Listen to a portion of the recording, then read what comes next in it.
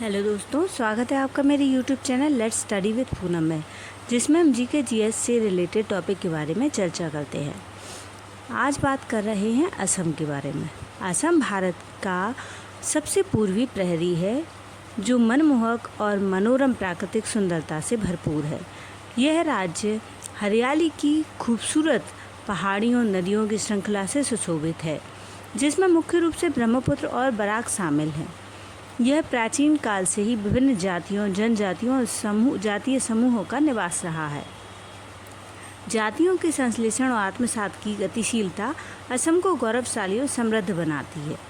असम नाम की उत्पत्ति के बारे में कई मत हैं। प्राचीन संस्कृत साहित्य में प्राग्ञ ज्योतिष और कामरूप दोनों नामों से इसका उल्लेख मिलता है। इसकी प्राचीनता इस तथ्य से स्थापित की जा सकती है कि इसका उल्लेख दो महान महाकाव्यों महाभारत और रामायण आदि पुराणों में किया गया है। प्राग्ञ ज्योतिष या प्राग्ञ ज्योतिषपुर नाम के बारे में गेट लिखते हैं कि प्राग का अर्थ है पूर्व या पूर्वी और ज्योतिष का अर्थ है एक सितारा, ज्योतिष चमकता हुआ। इसलिए प्राग्ञ ज्योतिषपुर का अर्थ है पूर्वी ज्योतिष का शहर। कामरूप का उल्लेख साहित्य के साथ साथ कई अभिलेखों में भी मिलता है। असम या असोम नाम संभवतः अहोमों द्वारा दिया गया था, जो 1228 ईस्वी में असम आए थे। यद्यपि इनका मूल अस्पष्ट है, लेकिन ऐसा माना जाता है कि आधुनिक नाम असम स्वयं एक अंग्रेजीकरण है। अहोम ने असम में प्रवेश किया और लगभग 600 वर्षों तक असम पर शासन किया। अहोम शासन की अवधि असम के इतिहास में गौरवशाली अध्याय है। सबसे पहले हम बात करते हैं डिब्रूगढ़ सैखोवा राष्ट्रीय उद्यान के बारे में। भारत में असम राज्य के पूर्व में ब्रह्मपुत्र नदी के दक्षिण तट में स्थित जैव विविधता वाले क्षेत्रों में से एक यह डिब्रूगढ़ सैखोवा नेशनल पार्क है। मुख्यतः नमीदार मिश्रित आर्द्र सदाबहार वन, नमीदार मिश्रित पतझड़ी वन और घास के मैदानों का यह क्षेत्र असम के तिनसुकिया जिले में स्थित है। डिब्रूगढ़ सैखोवा राष्ट्रीय उद्यान विश्व के 19वें जैव विविध हॉटस्पॉट वाले क्षेत्रों में से एक है। ब्रह्मपुत्र की गोद में स्थित डिब्रू सैखोवा दुर्लभ लुप्तप्राय प्रजातियों और जैविक विषमताओं को समेटे हुए है। यह क्षेत्र अपने प्राकृतिक सौंदर्य और विविध वन्यजीव के लिए विश्व भर में प्रसिद्ध है।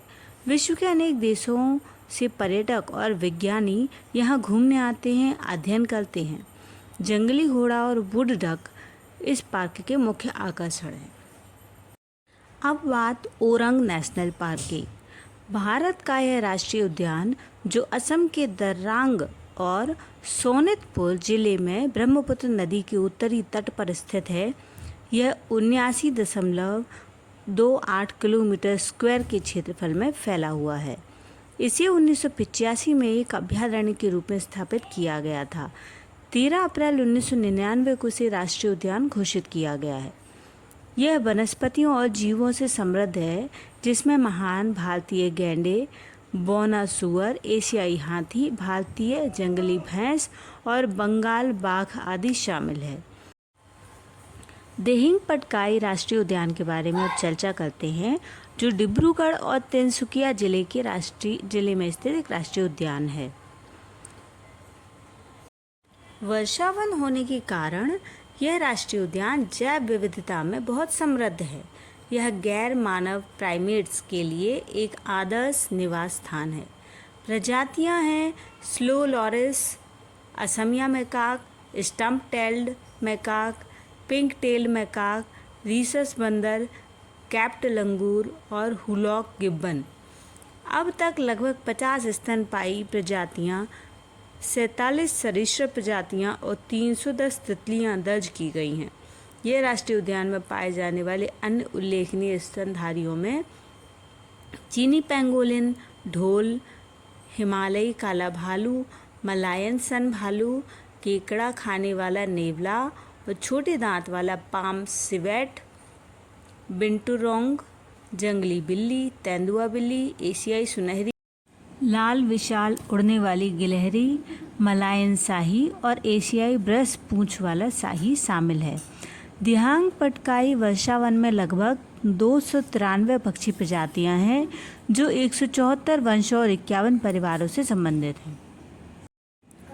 असम राज्य चिड़ियाघर सह वनस्पति उद्यान है जो उत्तर पूर्व क्षेत्र में अपनी तरह का सबसे बड़ा चिड़ियाघर है और यह 432 एकड़ में फैला हुआ है। यह चिड़ियाघर भारत के गुवाहाटी में हैंगराबारी आरक्षित वन में स्थित है।